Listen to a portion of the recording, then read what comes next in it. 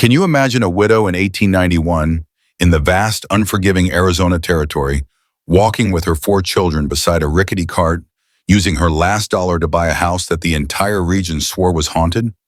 She did this not because she believed in ghosts, but because she was profoundly, desperately more afraid of starvation than any supernatural force.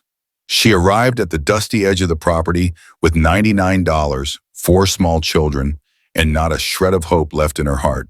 She had been cast out, systematically humiliated, and ultimately betrayed by her own family, the people who should have protected her after her husband's sudden death. All she had left was a crumpled deed in her pocket and a thick, choking fear permanently lodged in her throat.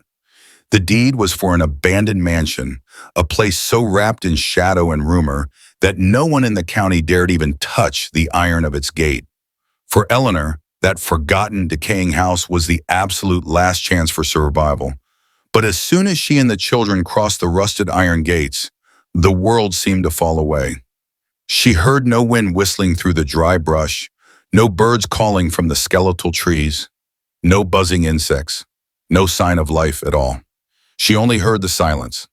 It was not a peaceful silence. It was an unnatural, pressurized silence, a crushing weight in the air, a silence that felt as though it was actively watching her.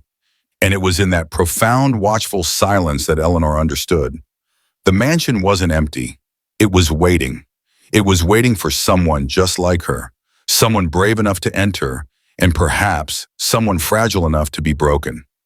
What she found inside those walls wasn't dust, or cobwebs, or even the ghost she had been warned about. It was something else entirely. Something alive, buried deep in the sediment of time. Something that was desperately, agonizingly begging to be freed. The high March sun was a merciless white eye in the sky when Eleanor finally climbed down from the old wagon. It was 1891, and the dry, alkaline dust of the Arizona-Territory clung to her black morning skirt, a heavy garment she wore as much for her late husband as for the life that was slipping through her fingers like fine sand. She clutched the $99 in her pocket, the cold, familiar weight of the coins, a tiny, insufficient anchor in a vast ocean of uncertainty. Her 4 children, pale and exhausted, clung to her skirts. Matthew, at 10 years old, was trying desperately to be the brave man of the family, his jaw set stubbornly. Lucy, 8, just stared, her eyes far too open, taking in the menacing shadow of the house. And the twins, Michael and Sarah, only 4, were mercifully oblivious to the true adult terror that was suffocating their mother. She had just signed the papers in a dusty town office.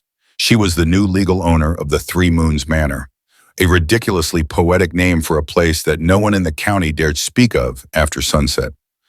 The lawyer, a small, bird-like man with evasive eyes that never once met hers, had warned her with a dry, persistent cough that the property had history. That was the polite, whispered euphemism they used for the stories of disappearances, of families who had fled in the dead of night, some reportedly leaving a half-eaten dinner still served on the dining room table. They said the house drove its owners mad. They whispered of phantom footsteps, of disembodied whispers in old aristocratic French that filtered through the thick stone walls, and of shadows in the overgrown garden that didn't always belong to the trees. But Eleanor no longer had the luxury of fearing ghosts. Her brother-in-law Charles, after her husband's death 3 months prior, had revealed his true reptilian nature. The pretense of charity and family loyalty ran out in a matter of weeks. With a cold, final cruelty that still burned like acid in her throat, he had thrown her out. A widow with 4 mouths to feed, he'd announced to the family, was an anchor that would sink his own well-provisioned boat. He had given her $99, the final settlement of her husband's meager estate, and told her to be gone by morning. The decision to buy the manor, therefore, hadn't been a choice at all. It had been a surrender. $99 for a roof, any roof. $99 for the slim, desperate chance that her children wouldn't have to sleep under the open sky, exposed to the rattlesnakes and the cutting cold of the high desert mesa. Ghosts, Eleanor thought, her hand tightening on the key, simply could not be worse than the slow, grinding certainty of hunger. The wagoner who had grudgingly agreed to take them for an exorbitant sum, a full $5 of her remaining funds, wouldn't even stop the cart completely. He slowed his mules just enough for Eleanor and the children to jump off, their meager bundles tossed into the dust after them. He then whipped his team into a frantic pace, anxious to get away before the sun began its descent, raising a thick cloud of yellow dust that covered them as if to erase the very evidence of their arrival. There they stood, utterly alone. The mansion rose against the graying sky, not like a house, but like a threat. It was, as the premise described, a decaying tooth in the dry gum of the earth. Its extravagant French architecture, with absurd pointed towers and steep mansards, was a scar of forgotten opulence in a landscape that only understood cacti, rock, and dust. The windows were empty black sockets, many shattered, others boarded up haphazardly from within, as if to keep something out, or perhaps to keep something in. And the silence, it was an unnatural, heavy, suffocating silence that enveloped the property like dirty cotton wool. No birds sang, no insects buzzed. It was the silence of a deep tomb, profound and unnervingly expectant, as if the very air itself were holding its breath, waiting. "Mama," Lucy's small voice, barely a thread in the stillness, finally whispered, "This place it's sad." Eleanor, feeling a cold panic rise in her throat like bile, knelt and forced a smile that was a painful grimace. "It's just a big house, my love. It's sad because it's been all alone. We'll bring it joy." But her hands trembled violently as she fumbled for the enormous, rusted iron key in her pocket. The wrought iron gate shrieked as she pushed it open, a long, piercing, metallic wail that seemed to awaken something deep inside the house. The children flinched, and the twins began to cry softly, a scared, muffled sound that was instantly devoured by the heavy, waiting atmosphere. The interior was infinitely worse. The smell hit her first, a complex, layered stench of mold, profound confinement, and something else, something vaguely sweet and sickeningly putrid. A vast, dark reception hall opened before them like a cavern. Enormous, ornate furniture, survivors from a long-dead era, was covered in white sheets, making them look like a gathering of shrouded corpses in the gloom. But as Eleanor's eyes adjusted, her initial fear mingled with a new prickling unease. Something was profoundly wrong. The lawyer had explicitly stated the house had been abandoned for decades, but the marble floor, though cracked and icy cold under her worn shoes, was swept. There were no thick layers of dust, no carpets of cobwebs hanging from the grand, dark chandelier. The vital spaces, the main hallway, the floors, they were all disturbingly, impossibly clean. It was as if the house was being actively maintained, prepared, waiting for them. They found a small refuge in what appeared to be the library. It was the only room that didn't feel vast and sepulchral. Dark wood shelves, mostly empty, lined the walls, and a large carved stone fireplace promised a defense against the coming night. Eleanor, using all her strength, dragged a heavy oak chest in front of the single door, a makeshift barricade that did almost nothing to calm the frantic hammering of her heart. They sat on the floor and ate their last cold cornbread and a few slivers of dry cheese in a tense, complete silence. Outside, the darkness didn't fall. It crashed. It was instantaneous and absolute, as if a black, smothering cloak had been thrown over the world. Eleanor lit a single precious candle, its tiny flame fighting a losing battle against the shadows that seemed to pool and twist in the high corners of the room, as if they had a life of their own. That first night, the true, unfiltered terror showed its face. She made a nest of old blankets they had found in a chest, and the children huddled together, a small, trembling mound of humanity. She had just drifted into an exhausted, thorny sleep, the poker by her side, when a sound ripped her awake. Her heart stopped cold. It was real. It was the cry of a baby. It was not a weak, fussy cry. It was a sharp, penetrating, desperate wail, loaded with an anguish and a despair that chilled her blood to the marrow. Her first instinct was a jolt of pure maternal panic. She looked frantically at her feet. The twins, Michael and Sarah, were deeply asleep, their breathing even. It wasn't them. The sound was coming from outside the library, from deep within the house. It was coming from the second floor, from the dark, unexplored wing that Eleanor had felt an instinctive, primal revulsion to even look at. She scrambled to her feet, her body rigid with a terror she had never known. The wail continued, rhythmic and heartbreaking. She crept to the barricaded door and pressed her ear to the wood. It was close, so close. Then, as suddenly as it had begun, the crying ceased. It didn't fade away. It was cut off, as if a heavy hand had been clamped over the baby's mouth. The silence that rushed in to fill the vacuum was 1,000 times worse. It was a dense, heavy, listening silence. Eleanor grabbed the cold iron fireplace poker and retreated to the corner, sitting with her back pressed hard against the wall, her eyes wide and fixed on the barricaded door. She didn't sleep another second. The following days were a waking torture of psychological tension. Eleanor's first priority was finding water. The main well in the overgrown courtyard was bone dry, a dark, stone-lined mouth filled with dead leaves and cracked earth, confirming their terrifying isolation. This failure forced her to explore the house. She left the children barricaded in the library, the heavy chest pushed back in place, and advanced alone through the icy, silent corridors. The disturbances began in earnest. They were small things at first. She would walk down a hallway, noting a small vase of dried flowers on a table. When she returned minutes later, it would be moved 3 inches to the left. She would close the door to a small, dark study, and upon her return, find it standing wide open, inviting her into a darkness that smelled of old tobacco and leather. She tried to blame it on drafts, though the air in the manor was dead and still. Then came the disappearance of objects. She possessed almost nothing of value, but she cherished a single gold earring that had belonged to her late husband. She kept it wrapped in a small handkerchief, a tangible link to him. She had left it on the mantelpiece in the library. When she went to touch it, for comfort, it was gone. She searched frantically, her hands shaking, accusing her own exhausted mind, the stress, the lack of sleep. She gently asked Matthew and Lucy, who both denied seeing it, their eyes wide and honest. That afternoon, the terror became acutely personal. Lucy let out a piercing scream from the hallway. Eleanor ran, poker still in hand, and found the girl pale and trembling, pointing a finger at the marble floor. There, in the exact geometric center of the corridor, lay the single gold earring. It wasn't dropped. It had been placed perfectly, shining dully in the gray light. Something was playing with them. It was demonstrating its power, showing her that it could enter and leave her small, barricaded sanctuary at will. It was showing her that they were not alone and that the game had only just begun. The second night was infinitely worse. The anticipation was a physical knot in their stomachs. The children were pale, silent, refusing to eat.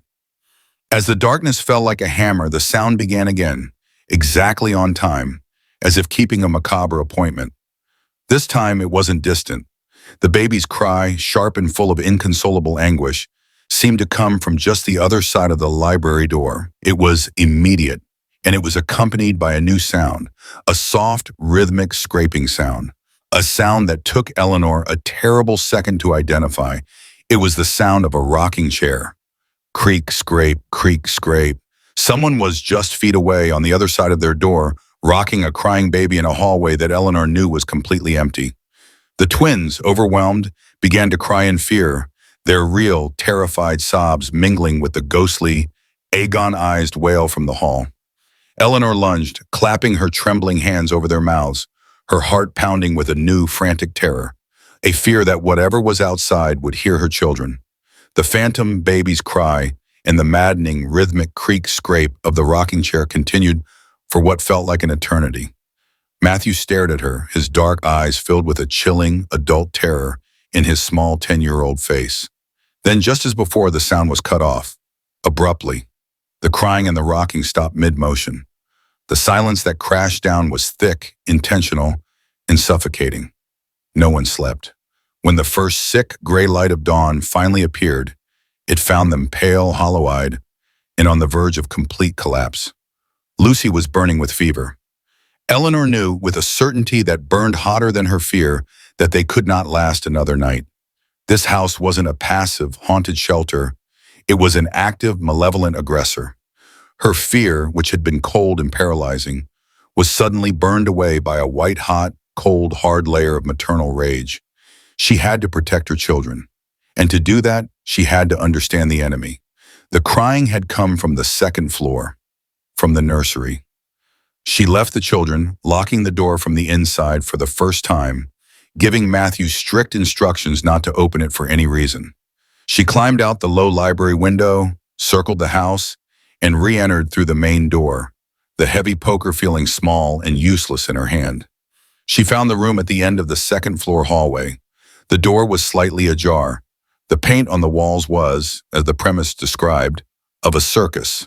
But time and dampness had twisted the cheerful figures into a grotesque nightmare. Clowns smiled with peeling paint that looked like diseased skin, their eyes black, hollow sockets. Acrobats were frozen mid-tumble, their limbs distorted. A floorboard creaked behind her. She spun around, poker raised, her heart leaping into her throat. It was Matthew, pale as a ghost, but his fists clenched. "I'm not leaving you alone," he whispered, his voice trembling but firm. Relief flooded her, so powerful it made her knees weak. She shut the heavy door behind him. As Eleanor wrestled with a window that had been boarded over with thick planks, Matthew, always the most observant of her children, ran his hand along the wall. "Mom," he whispered, "the wall is soft here." He was touching a spot where the peeling wallpaper, the grotesque smile of a clown, hung like a flap of dead skin. Eleanor moved to his side. He was right. Behind the paper, the plaster was crumbly, soft. She used the sharp tip of the poker. The plaster gave way instantly, dissolving into a dry, white powder that smelled of lime and ancient trapped time. Behind it was not brick, but a small, dark, rectangular hole in the wall. Slowly, her heart hammering against her ribs, Eleanor put her trembling hand into the cold, dusty dark. Her fingers brushed against something small and soft, wrapped in rotting cloth. She pulled it out. There in the palm of her hand, in the dim gray light of the nightmare nursery, lay the objects. A single perfect lock of blonde hair, fine as corn silk, tied with a faded blue ribbon. And beside it, a single tiny pearlescent milk tooth, its roots still stained with a dark, terrifying spot of dried blood. These were the sacred relics of a child. In that instant, her terror of the supernatural, of ghosts and curses, dissolved completely. It was replaced by something infinitely heavier, a tangible, crushing human sorrow. This wasn't an evil entity. This was a tragedy. This was the grief of a mother so profound, so unbearable that it had achieved itself into the very walls and air of the house. The crying wasn't a threat. It was an echo. That night, the crying returned, but it was different. It was no longer sharp or desperate. It was a weak, pleading whimper, a soft moan that barely broke the silence. And it was coming from a part of the house she had seen boarded up, the abandoned West Wing. This sound gave Eleanor a new kind of courage. This was not fear. It was a heartbreaking, consuming compassion. "Matthew, lock this door behind me. Do not come out, no matter what." Armed with a candelabrum and the heavy poker, she went to the end of the main hall, where thick, dusty planks had been crudely nailed over a wide archway. The whimpering was undeniably coming from behind it. She set the candles down. She used the poker as a pry bar, jamming the tip between the frame and the first plank and putting all her exhausted weight into it. The old wood groaned. The rusted nail heads resisted. The sound of metal straining against wood was a gunshot in the silence. From behind the barricade, the whimpering stopped, replaced by a terrified, expectant silence. This gave Eleanor a new surge of strength.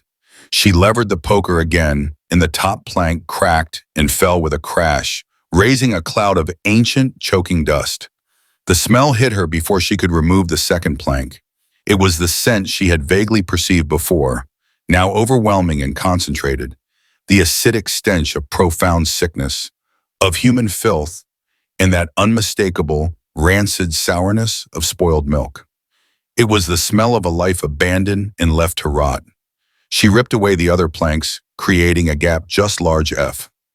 Behind it was a solid wooden door. She pushed it open. The candlelight fought against the foul, thick air. The room was a small, stone cell, never intended as a bedroom. A single window was boarded up tightly from the inside, blocking all light. There was no furniture, save for a rusty bare iron cot.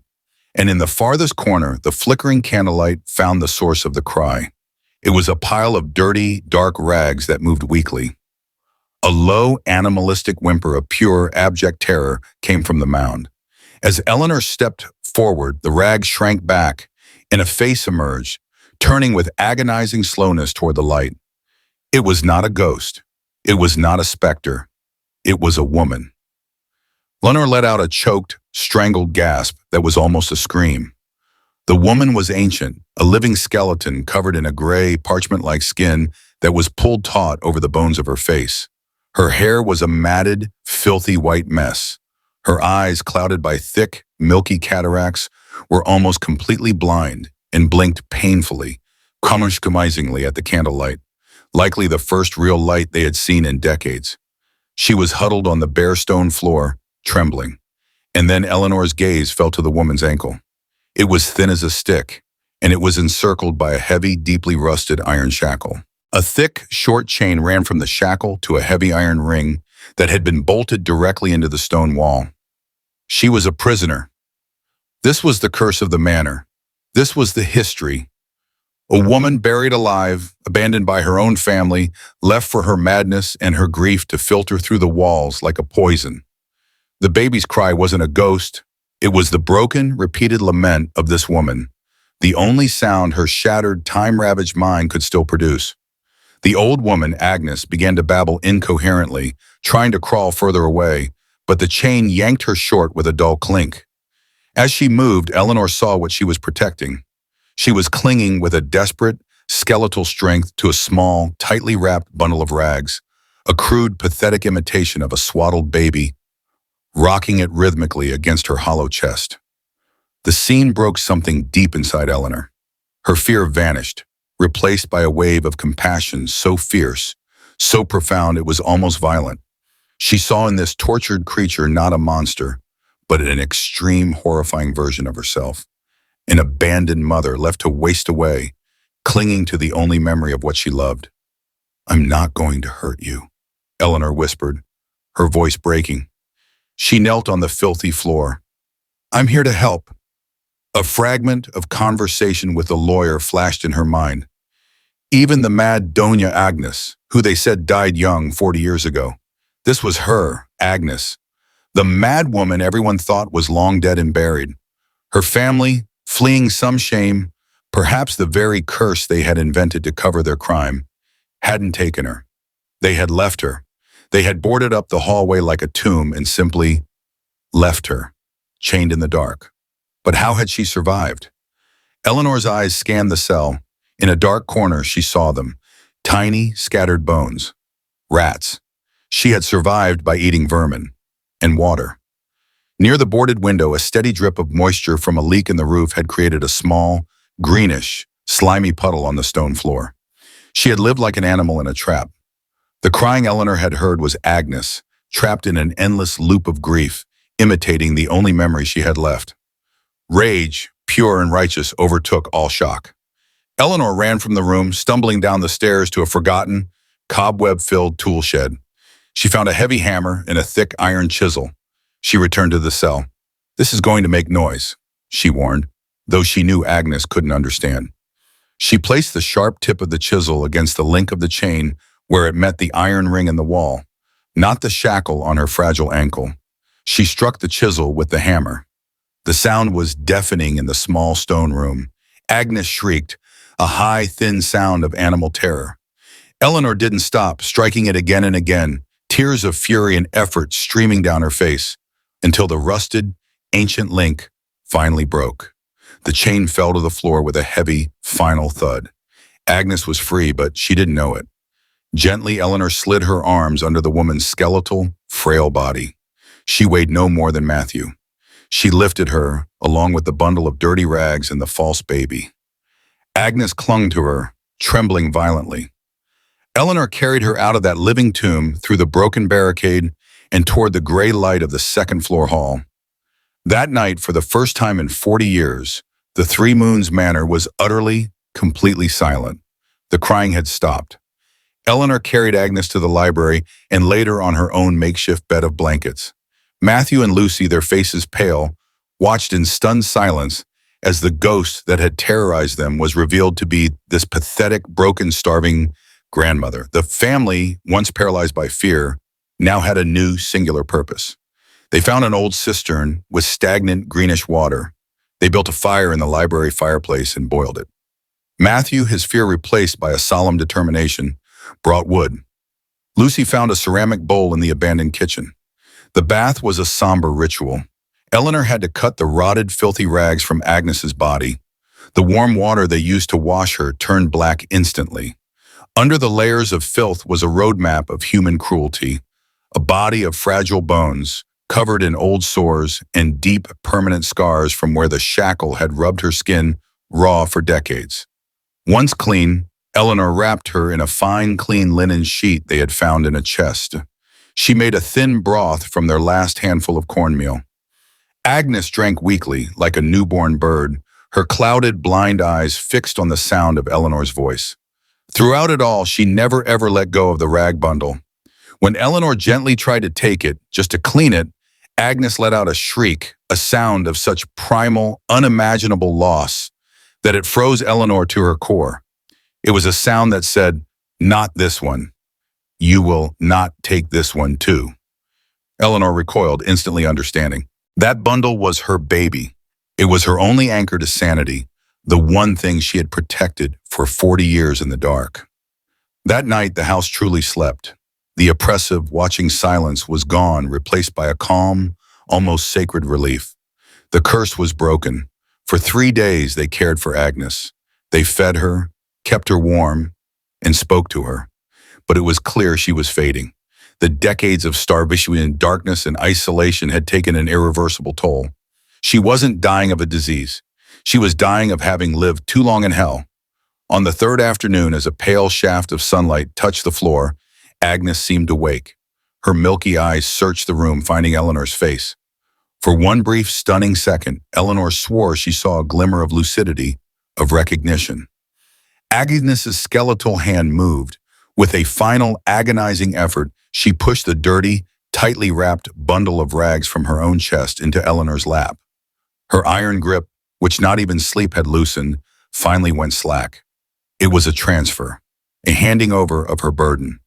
She exhaled a long, soft sigh, a sound that seemed to empty her of all the world's pain, and was gone.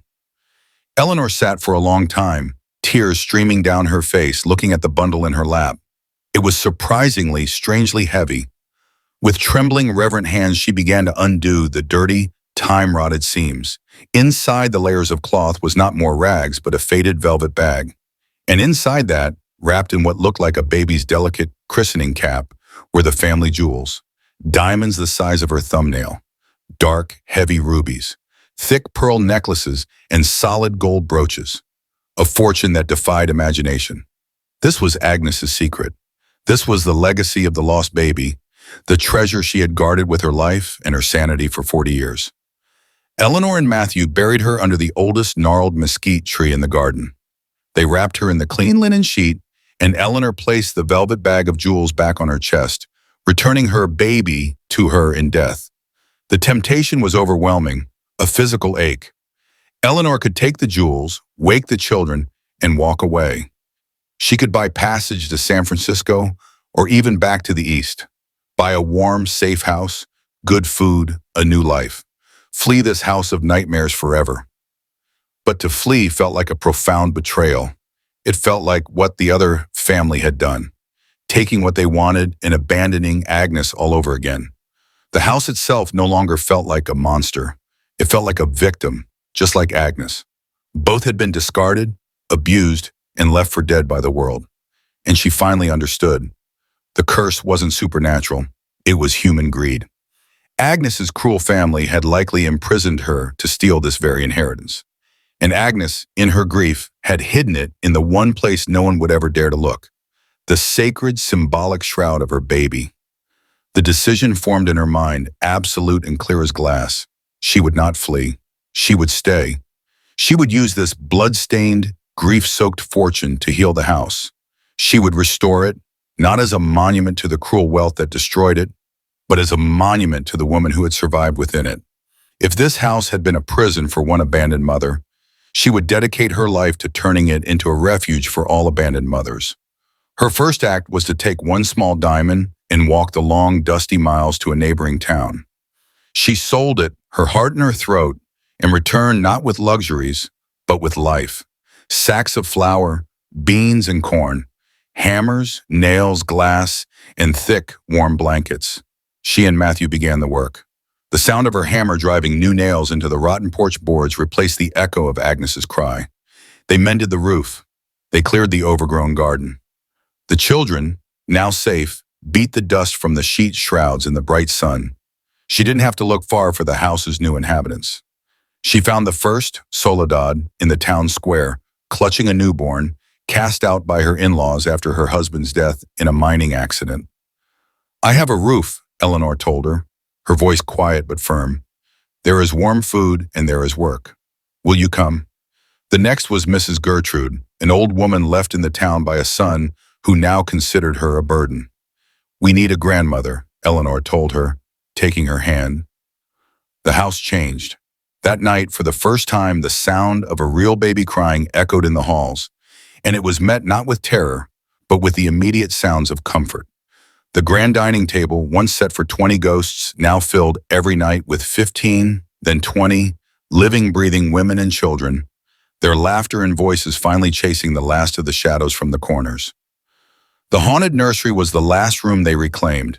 They painted over the grotesque circus clowns with bright flowers and sunny fields. The wicker rocking chair, once an instrument of pure terror, was brought down to the porch, where Mrs. Gertrude now sat, rocking a real healthy baby to sleep. Years passed. The mansion, funded by Agnes's carefully, secretly sold jewels, became a thriving, self-sufficient island in the desert, a sanctuary run by women the world had tried to erase. Matthew became the protector of this unique home. Lucy, true to her nature, became the teacher in the library-turned-schoolhouse. One day, years later, Eleanor's brother-in-law arrived at the gates, drawn by rumors of her strange and unlikely prosperity. He demanded to see his family. Eleanor walked out onto the whited repaired porch, flanked by 20 silent, strong women. She looked at the man who had cast her out. She reached into her pocket, took out $99 in coins, and threw them into the dust at his feet. "This is what you gave me," she said, her voice clear and cold. "Now leave. My family's right here." The house was never silent again, but the crying that filled it was transformed. It was the healthy cry of newborns, the indignant cry of children who fell and were immediately picked up, the cathartic cry of women sharing their stories of loss and abuse in the safety of the warm kitchen. Eleanor, sitting on the porch in the wicker rocking chair, finally understood. Agnes, in her madness and her grief, had been the house's true guardian. Her wail had been a shield, protecting the house and its hidden treasure from a world of greedy men. She had been waiting, not for a savior, but for someone who understood her pain. She had been waiting for another mother, one who, instead of fleeing from the sound of crying, would run toward it. If this story of survival, compassion, and transformation resonated with you, and you want to hear more stories of how the broken can be made whole and find new purpose, please subscribe to Broken Rings.